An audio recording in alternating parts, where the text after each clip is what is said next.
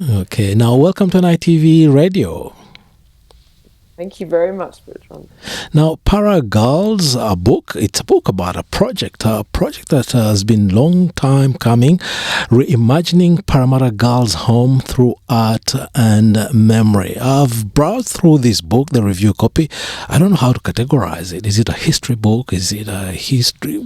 Just describe it to us.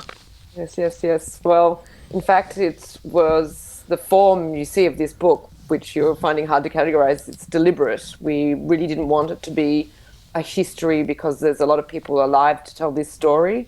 And a history book tends to say, well, this is all in the past and we can move on. And that is really not the situation for so many people who've been through institutions, as the Parragirls have. Yeah. And also this was an amazing collaboration that began at the call of the former residents of Parramatta Girs Home, who call themselves Parragirls, many of whom are actually extremely creative, who have sought out or for whatever reason have this incredible vision to transform their experiences through their art practice. Some of this you might say is because they had no voice. No one was listening to them and their stories, so that they started to find another way to tell it.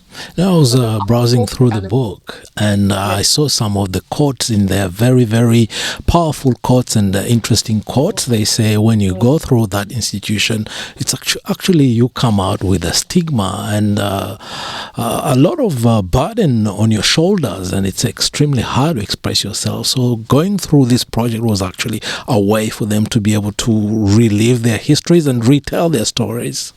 I mean, in some contexts, people might also put this in another box, which is a therapeutic approach.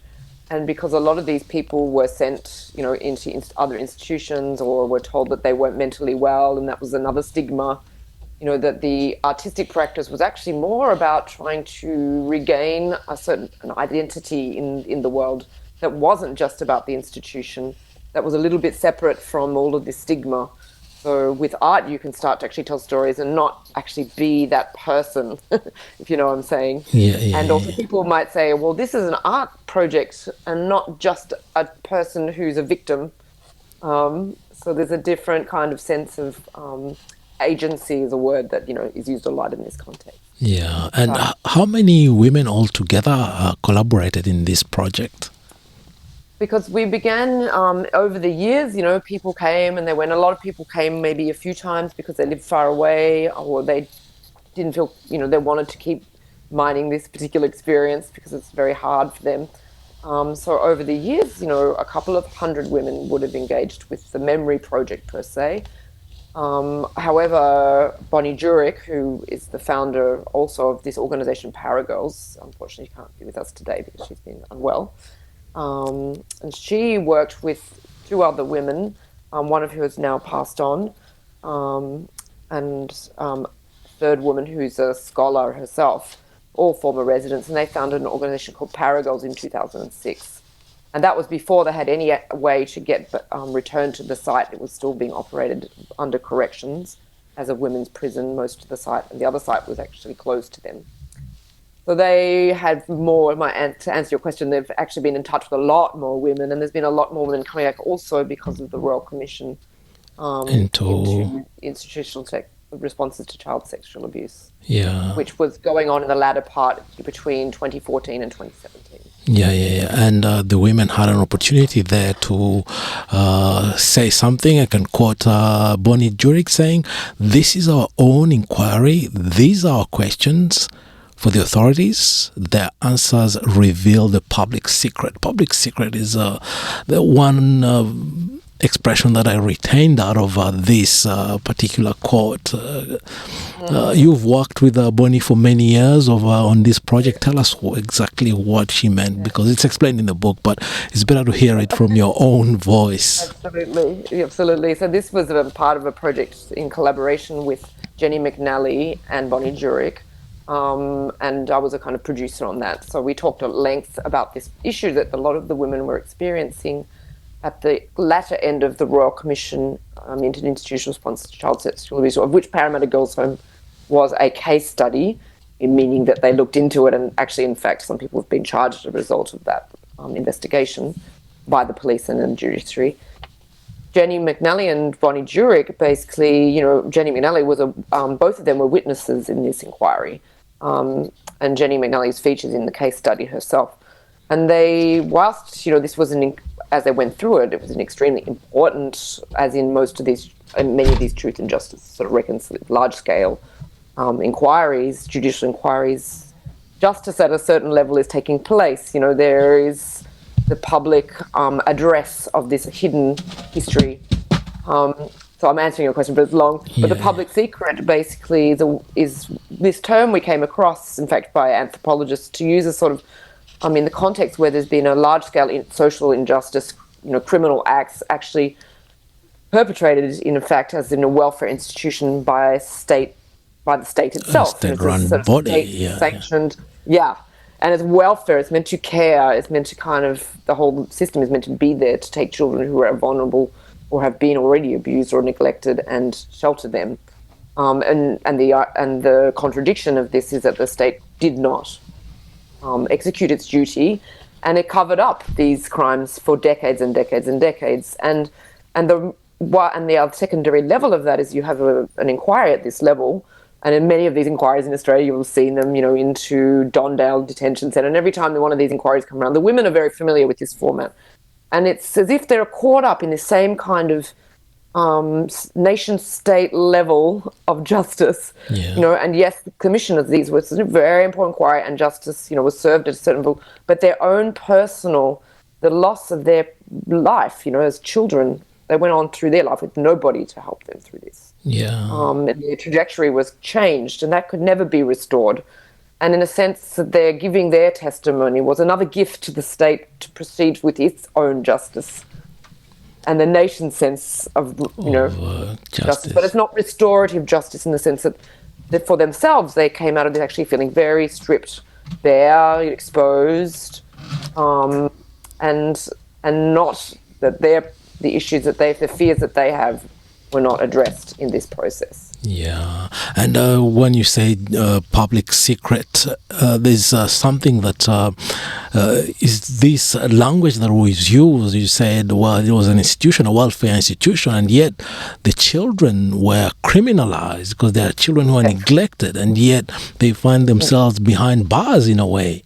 And one of the expressions I found that was used, they were children exposed to moral danger.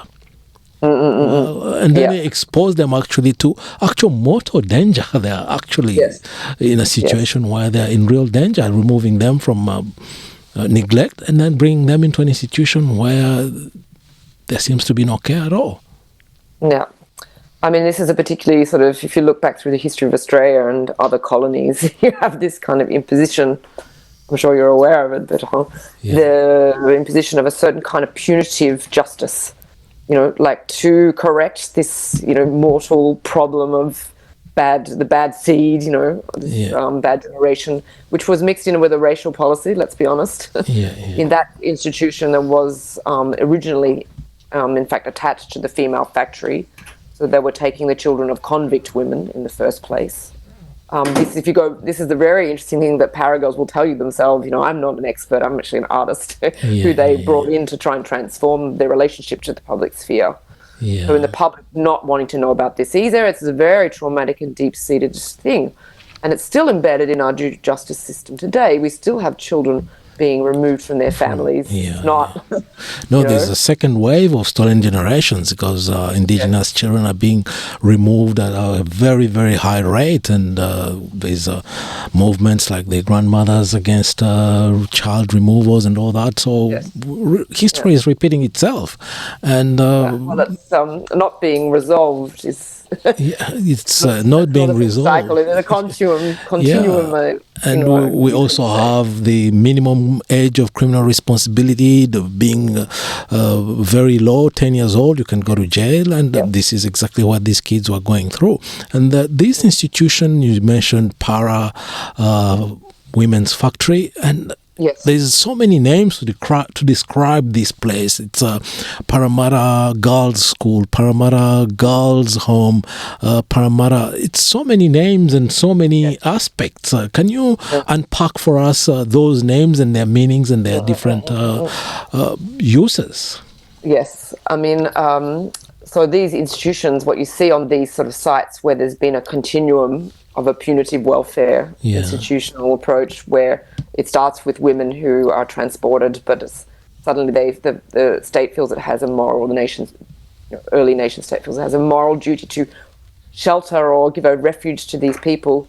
It's basically becomes, and then it suddenly sees itself as having to also protect society from these people who they should also be protecting. So this contradictory state means that they have to keep reinventing themselves, because with each name change, in fact, there was a form of judicial inquiry of the time under different guises, and basically they closed down this, place of, where unseemly acts were being perpetrated against these children, but then reopened it under a new name. Bureaucracy. And pretty much continued the same thing. I mean, that's basically a simplified version of that history, of course. There's a lot more that went on. And sometimes there were changes in the welfare system. They changed the sort of constitution and its operations. So it went from being originally, like at some point, an education, run by the education department. That's when they were called training schools. But you see these training schools in the US, the UK. I mean, it's not... It's not restricted to us. I come from Central Africa myself, and we had even up until very recently, we had schools like that for girls. They came into our being through colonization, and even after colonization, the principle was maintained, and you had girls being put in supposedly training institutions, and the only thing they taught them was maybe how to clean and how to use a knife and a fork, and that's all they learned, and the rest is just I would say being slaves to the men, the powerful people of the time. Now, this is a very, very important project, because more than 40,000 kids and girls went through this institution, and they're boys as well.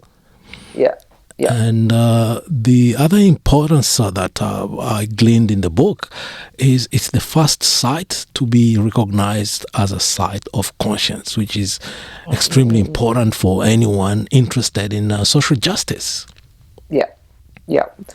And this is, so it should, well, there are other places in Australia that we've, this is sort of, when I met the Parragirls, I had already been collaborating with a group of Whadjuk elders in Western Australia, who have their, what part of their cultural lands is a place called Wodjimop, which is Rottnest Island, known in English.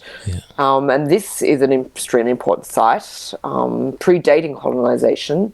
And there's a scholar and Noongar man called Glenn Stasiuk, who's made an amazing film. He's a filmmaker and a scholar, I should say, called White Playground, Black Prison. And this is all about this covering over this public secret of the way that this island has been transformed into to sort of whitewash its history, whereas everybody deep down, we know that this exists. So this is another kind of example of, what we say, well, these kind of sites where atrocities have taken place. This is the largest deaths in custody site in Australia. Parramatta is also originally an archetypal. You can map everything that unfolded through the colony on this site. And the Parragirls are very interested in not just being one, but in this kind of long narrative that they situated in with. They're not just one bad seed, but they're part of this whole psychology, in fact, of the nation that they just were caught up in as a young child, and not of their own fault. So the Sites of Conscience movement is really, you call it a movement, is global. You're aware of it clearly. I mean, a lot of Australians don't know much about it. It's a way of reframing justice beyond, again, this impetus on the individual, which is a failing of the judicial system in the end. If you take a child that was systematically abused in part of a long history, they can't resolve that. I mean, they can be a witness to it, if anyone's listening, which is rare. But they can't change that system. It's got to be something that not just even the judiciary can't say it, because they can't see it as a system. Nobody sees this long story from the first brick that was set down in Parramatta to, basically institutionalize these women. Yeah. So it's very entwined and very complex. And so the sites of conscience allows us to actually speak in a different way, to say, it's not just that we can't equate this to a Holocaust site. There's not the same histories. But we can start to say what's very important about sites of conscience is it places those people who with those experiences at the center of the justice process, at the center of not just witnessing, but changing, engaging with society, giving them, actually a status in the world that's not just victims and kind of testimonial subjects. Yeah. This is one thing I wanted to ask Leanne and Bonney, but unfortunately Bonney is unwell and Leanne has not yet been able to connect and join the conversation. And I realized that you actually shared the approaches in this Parragirls project, Bonney bringing in a more historical perspective and you bringing in a more sociological view of that. And one thing is, this project almost could never have happened if developers had had their way. Oh, yes. Well, we don't hate developers. I mean, developers can do their thing if they like, but there's certain places that are, in a sense, not only essential to the narrative of the country and addressing these unresolved narratives. This is like as clear as you can be. It's a story that changed the nation began in this place, and that continued and spread through the country. It's also a very important site for the relationship between Darug people who've been dispersed and displaced. I mean, in Parramatta you have, and again, I wish that Leanne was here to say this herself, and hopefully you can perhaps try and call her. I'll call them and add their voice to this because Bonney, again, is, it's her, she's the person who began this. I'm really a person they brought to help them bring all this together, in some way. And Leanne and Bonney, in fact, had already met and collaborated much earlier than before I arrived in 2009. They co-wrote a play for a program called The Fence, which brought together these narratives of the Darug women who were once meeting on this riverbank.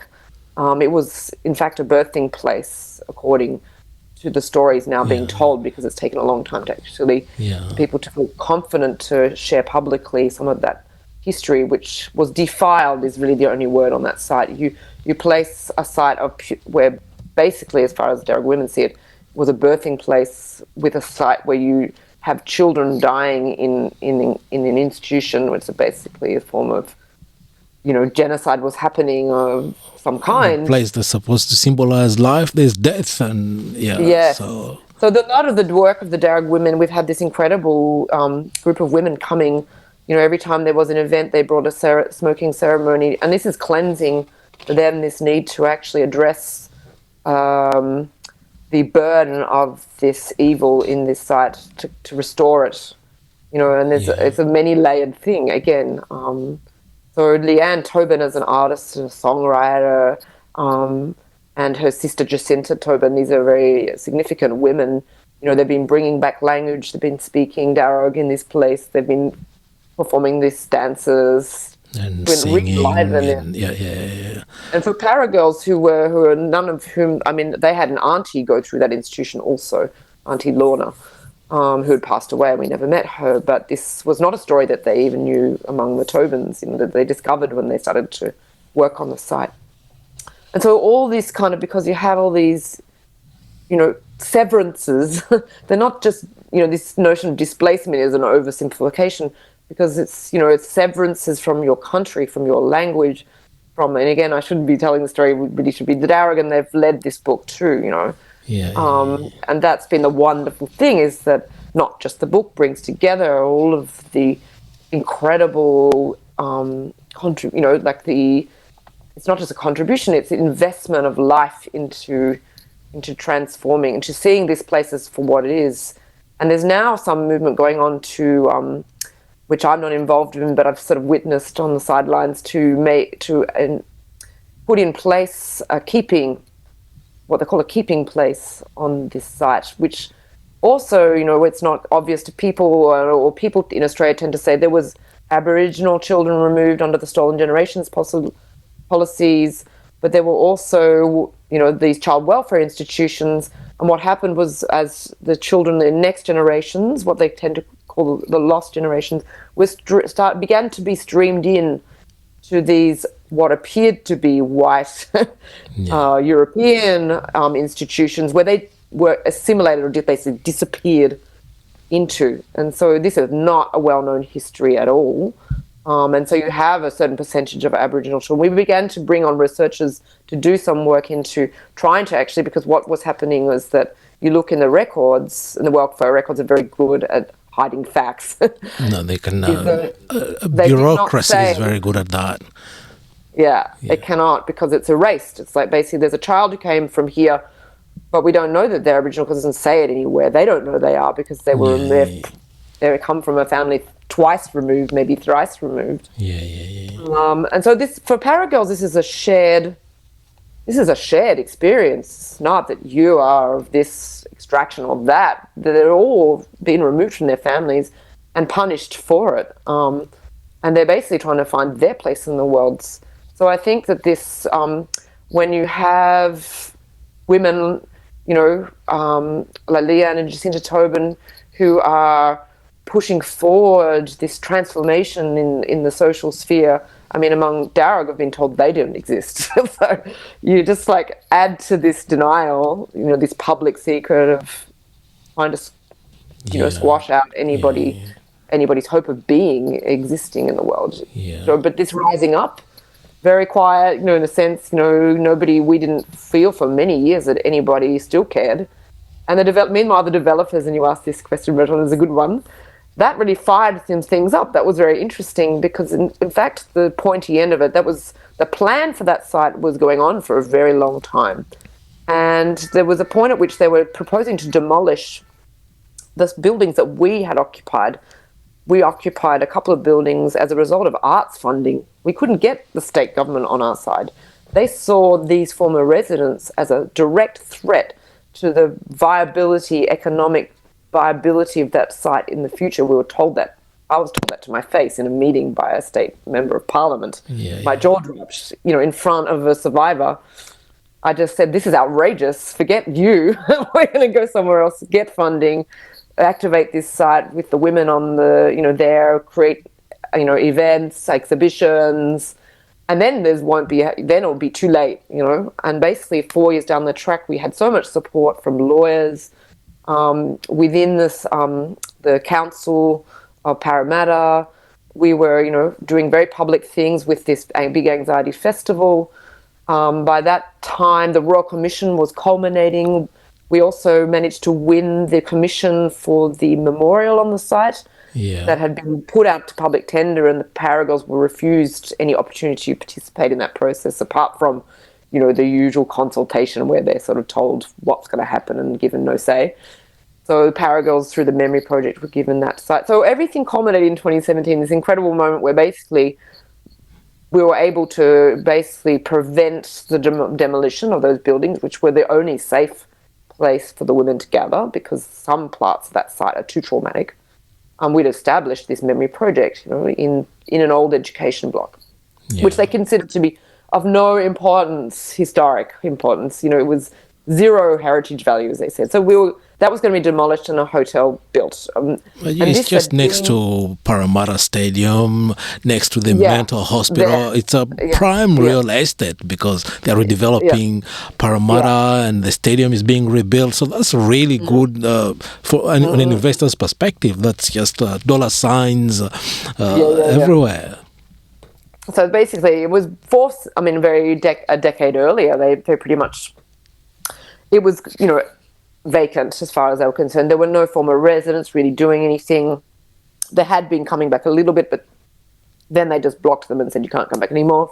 And so we were quite annoying, but at the same time, we're part of the story. So we were kept in a little corner for a long time in urban growth. We're very lovely, they're in fact, and once they realized that we had become too significant, and too public, then they started to say, well, we want Parragirls to be part of every sort of public event. And And now it's happened that this urban growth has kind of disappeared. The state government I don't know, it's all too complicated for me. I'm not really into this stuff, but I think that will be Bonney's conversation. The conversation with Bonney will delve she into will. that. She is very much a mover and shaker. I mean, she's a former resident, but don't take that as someone I've followed her work ever since I started working on this project. She's unstoppable. Yeah, unstoppable. I know, and she would be unstoppable right now, except she's very unwell. But she will. She wants to speak to you next week, so we'll arrange that. And I'm sure that most definitely. No, it'll be good to add her voice to this because she's been working on it and she's been driving this thing for many years now. And actually, from one person's perspective, building it into this big, massive project that's getting traction internationally. I would say it's just not a national thing. Internationally, it's being recognized as something. It's adding a voice to the international discussion about institutionalization and prices of conscience and all that. So it's. I mean, when we share this project with anybody internationally, we have this people. They see it in a way that Australians can't see. You know, this is coming back to the public secret. That it's so. I think, you know, my personal view on this, and I came to the project as someone whose family went through institutions, and I did not personally, but I felt this yawning gap in the Australian psyche. You know, that this is a trauma that we all. Doesn't matter if you have a personal experience or not. We are bearing the cost of having committed these crimes against our own people, against our own children. And we have to resolve this as a nation because if we continue, it's a psychic burden, you know, it's not, I'm not being hokey pokey, spooky, it's actually a cost. That, you know, you have a judicial inquiry, you can't just, it's not about paying money. It's about our soul as a nation. We have to address this. And it's not as simple as, you know, it's a part of the bigger picture of the sovereign nation of Aboriginal people. It's part of the bigger, you know, that we have not resolved. But this intergenerational knockdown that impacts everybody is something that we're also in a position to address. And when we talk about this on an international scale, people go, oh, wow, this you know. is big, and so that's why this side of conscience is the heartbeat, you know, it's the heartbeat which it had, you know, where damage was done, but it also can bring back and restore our nation. Yeah, no, you have 10 different chapters: returning to the past, reclaiming identity, exposed to moral danger. This is one that I would say exposed to mortal danger, actually, in the institution. You remove them from moral danger, put them into mortal danger, you know, risking restoring child within, writing the record. So many. And we haven't spoken about the art itself. There's so many aspects. There's spoken words, literature, painting, so many. I'd let you just maybe unpack that one as well for us, the different forms of art involved in the project. I mean, I was able to speak to Bonney briefly on Saturday just to see if she was ready to talk today. And she said that, you know, the thing is that her and I met as artists. You know, I'm a person of many dimensions, as is Bonney, and many of the people, you know, we collaborate with. But giving what empowers us is this creative, you know, the title of the book is Reimagining. And this is a central thing for artists to actually use this capacity to say, well, that exists. Well, what if we imagine it differently? And so in a sense, I mean, Bonney was the person, this is a good story and it's told at the beginning of the book, she saw that I was making a collaboration, an artistic collaboration with an artist called Wart, who's a schizophrenic who'd been institutionalized many times in her life, and a performance artist. She saw this work and she said, I'm going to ask Lily to help us, you know, as an artist. Because Bonney was, as I was said, many of the Parragirls are making a lot of art themselves, and Bonney herself, she is an artist, you know, she's many things, an extraordinary force. But for her, the artistic practice was really one of these centrifuge, gave it a way to transform. And so we began straight away, as I said, the first thing I said to her is, forget state government, we're going to go for arts funding, because there's a gap here between what they also, you know, they are aware of the need to address these gaps in social justice, the funding bodies for the arts, especially in New South Wales, Create New South Wales. We went in and we met with them, and they understood. And so we thought, well, we're just going to apply for a little bit of money, not a big pot, and say we want to bring women back. You know, this is what the justice system should have been doing, but no, we fell upon the arts. They were able to say, yeah, we'll help you pay for some workshops and travel costs and some small bit of equipment. I think it was $15,000. I mean, and we had nothing else. And this gave us a room. We paid a peppercorn rent. So at the time, there was a different, there was Lands Authority. It wasn't even, the state government had one person who gave us a key and said, okay, you can go in there. And it just began as this really small and quite overwhelming thing, because we were facing the terror of this place was enormous. It was completely neglected. It was you see the pictures in there, the state. I saw the state of even the gates completely. The paint was peeling off, and this is the developer's dream. You just neglect it and crumbles, and then you can justify demolishing it and building something new. So and we had a kind of one of those moments where you just think, oh, what's going to happen next? Where it was 2 months after we received this first funding, and we were milling around the site, Bonney and I, and we were starting to organise how do we clean this thing up. And we were lucky. We had, Latter-day Saints actually came along and started to bring all of their beautiful children and big working bees. But in the interim, there was this fire. And it burnt the entire West Range down. It was 1 month after we received our letter of funding, and we thought, Bonney's words were simply, this is, destruction by neglect. I mean, there was some electrical fault or blah, blah, blah. We don't know. But, this was pretty says, well, the heritage value was diminished. So its chances of being listed as a national heritage site are also lowered. And then you have to do restorative, you understand. Yeah. So we were just a bit like, are we going to have to deal with also, I mean, there's different levels of violence. I mean, there's violence that you see somebody hit someone, but there's also this kind of behind the scenes, soft approach where you do nothing. And something and then it happens. Goes to ruin, and then, nobody wants it, it's too expensive, or you basically have to knock these things down, and that's exactly what you're saying. Yeah. And I think that we were pretty annoying. But persistence paid. Persistence paid. And this is a huge project. Film, literature, and so on. Where are you taking this project? Because I don't think it's the end of this book. The book is the end of the journey. No. I mean, the book is now because, in a sense, we already did 8 years, and there's a lot of amazing. We had all this material, as you can see, it's full of photos. I think there's 200 photographs. Yeah. And we were extremely lucky with the publisher because, for us, this was, as you say, it's a book we didn't want a place. It has to witness. Those women's voices come first. You'll see throughout. Also, the Tobins, the Darug community are really. It's their book, and it shows it as well as tells it. This is the difficult thing about the fact that we did so many different diverse projects. An immersive film, which has toured, around the world on film festivals. The writing practice of the women, the songs that they wrote with the Tobins for a long time coming home. Printmaking, which living traces, excavating the what they call the scratchings, which are disappearing rapidly, or transforming them. And they could find memories of things they wrote on the walls and forms of graffiti. But it's their way of survival, I believe, in a very austere environment. Well, what else do you do? And when you're a child, you express yourself whichever way you can express yourself. Now, there was the Royal Commission, and there was the apology. Two apologies, actually, one for the Stolen Generations and one for that happened a little bit later, but I forgot the name of it, still by Kevin Rudd. Forgotten Australians. What impact did it have on this project? Yes. I mean, all of those two apologies predate my meeting with Bonney, Djuric and the Parragirls. Yeah.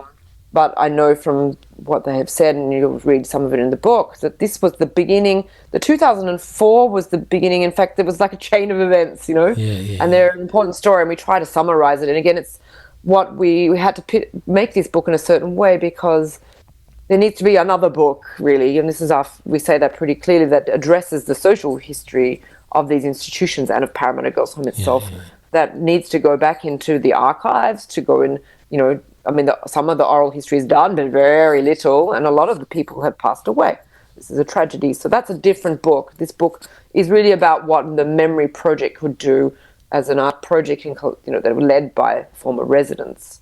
But we do try and we need to, at the beginning, somehow situate all of this. Yeah. But it's a very brief story that's told, and that's that, as soon as we had the beginnings of, this is so 10 years, it's a long story, but the Human Rights Commissioning sparked off the inquiry of, Aboriginal deaths in custody, which sort of was set off in train. They realised, well, this is still going on 10 years later.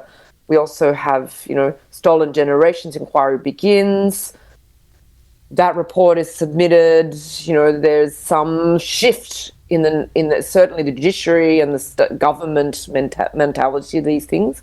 Not in the public sphere just yet, but with that first apology, yes, it does trigger off something. But this is 2008, and in 2004, in fact, a number of members of Parliament were pushing for another inquiry to address the 500,000 Australians numbered who are now known as Forgotten Australians, who are, come from all different backgrounds. Yeah, from Europe, from not just First Nations, from all over. Yeah. Yes.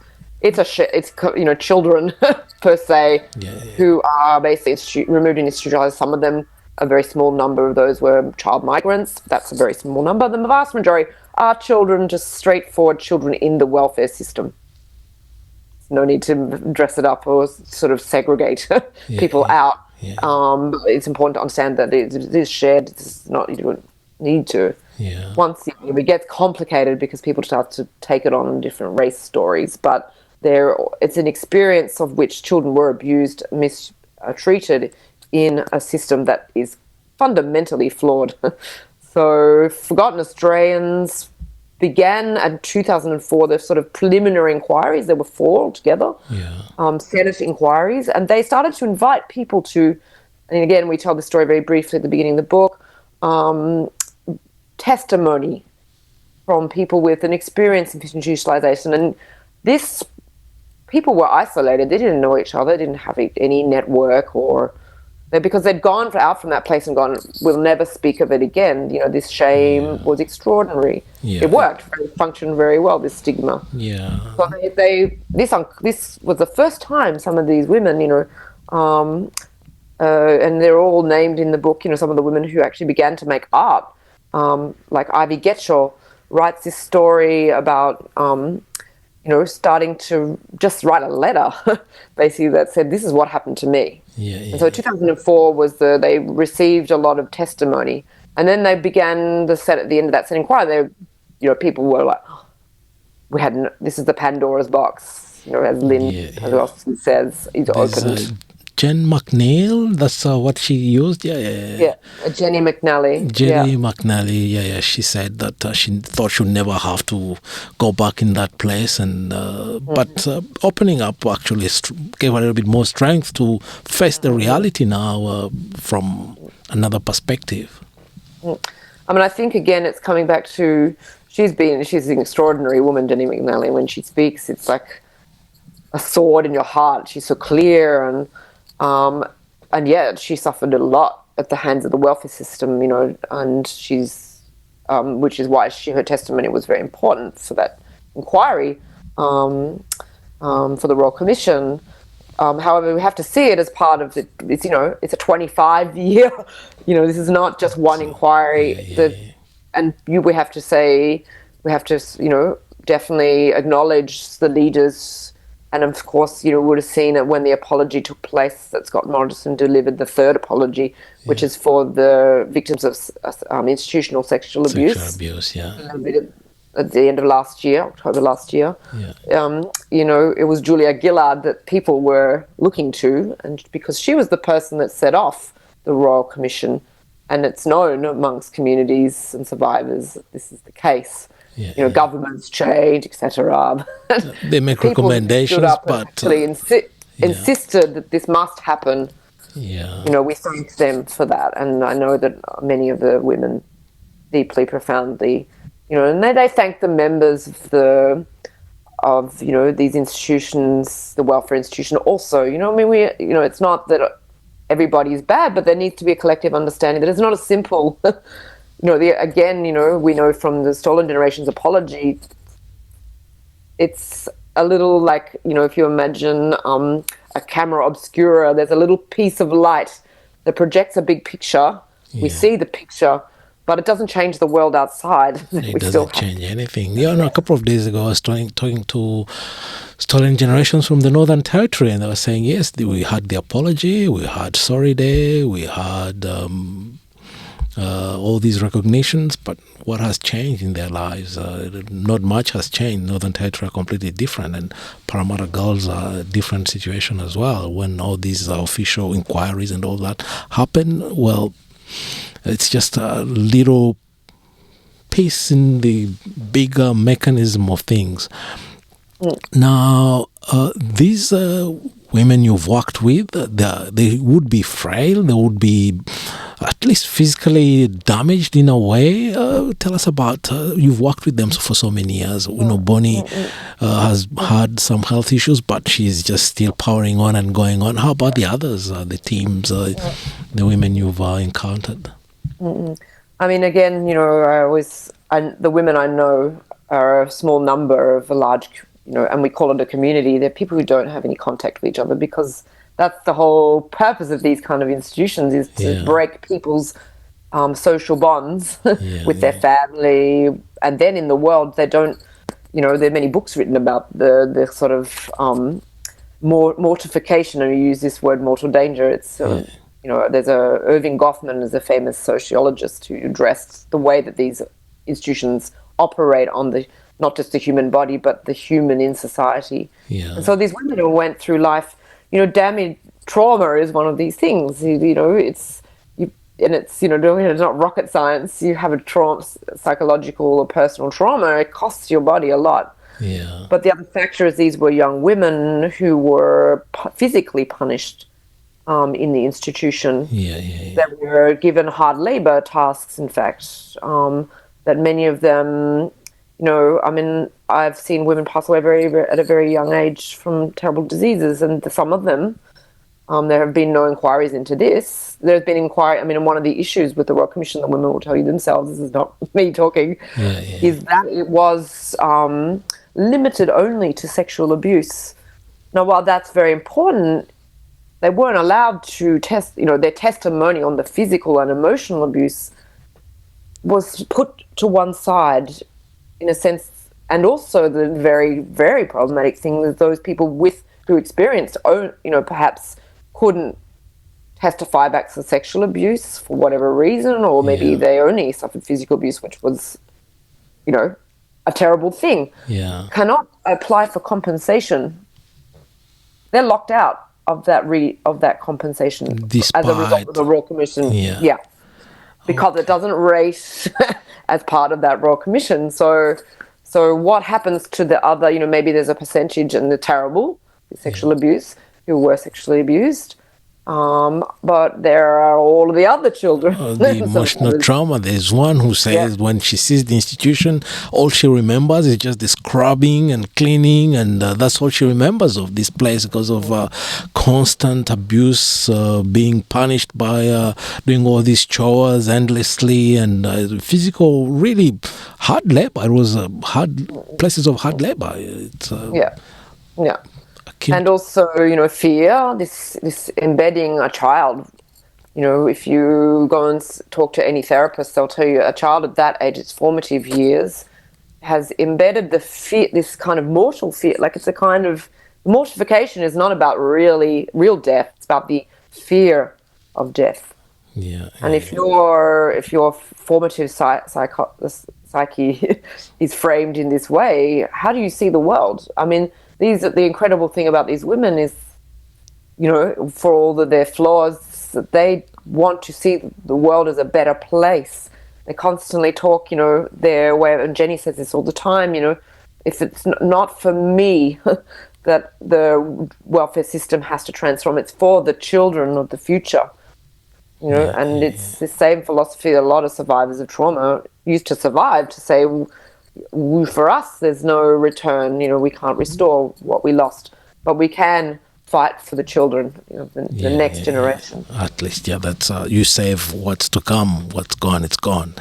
Now, before I let you go, anything we haven't covered that you'd like to mention? Because I'll definitely talk about the history and their life experiences with Bonney and Leanne when we managed to get in contact. Yes. Well, we should mention that we have this fantastic book launch happening Wednesday. this week. Yeah. It's on Thursday. It's going to take place at Parramatta Girls Home. And it's in fact occurring as part of a festival. This is our second participation in what's called the Big Anxiety Festival. And it's a really important new festival. It's the second biennial festival, which is about including people who have all different experiences along the spectrum in society of anxiety, which we all, everybody these days, how do you not? We all have a bit of it, yeah. So, and it's Mental Health Month. It's Mental Health Month this month. That's it. Exactly. And it's happening just the day before Mental Health Day, the 10th of October. So it's really important. Yes. So if people are interested, they can simply go to the Big Anxiety website and they'll see the event. For the long table is in fact going to be running just before the book launch. The book launch starts at 4 p.m. The long table starts at 1 p.m. And that's an event that Parragirls are participating in with a lot of other leading women. And it's about women in power. So it's in fact the future. They're looking to the future of this site to establish a women's art and community centre. So it's not, it's trying to take all of this history and use it as a means to actually make change, this transformative justice model. And so this event, the book and all of these kind of events that they're running on the site are very much about looking into the future and saying we acknowledge this history and the damage that has been done. We don't accept that as the status quo.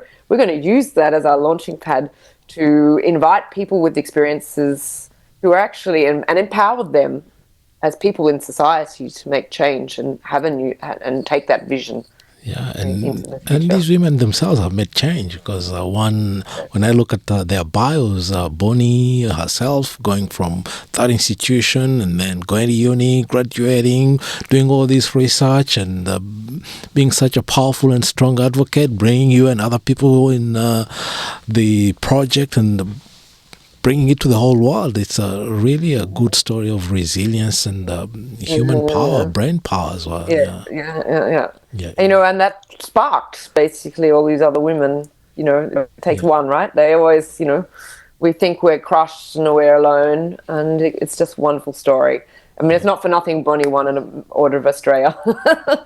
I'm glad you can see this also. And we should pay tribute to her, and also just anyone who can face up, in the face of this enormous denial. I think all Australians should feel empowered by this story because, in the face of it, it's not just resilient. The story of resilience is important, but it's also saying, well, this is an example of any kid who's been put in a detention centre or juvenile justice. Not to feel that they're lost, this is their fault, that to see it part of a bigger story that, we all have to take, there are other kids doing it, around the country, but it's sometimes if you feel alone, you don't think it's possible. Yeah. This is an example of resilience and the power of, I think, the mind more than the body, because these are very, very strong mentally, very strong women. Yeah.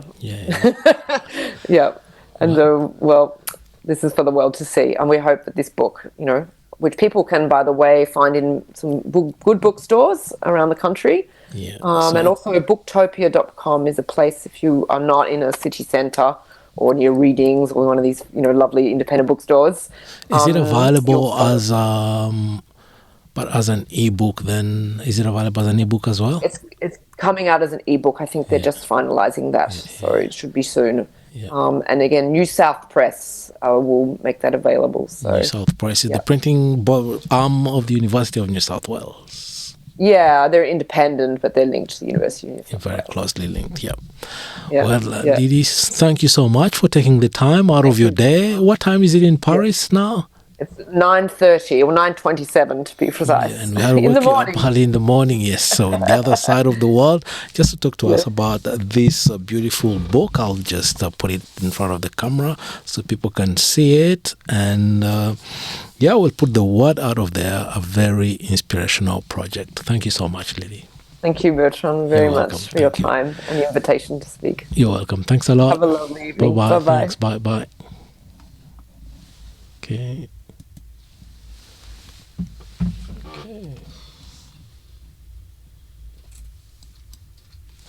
Okay.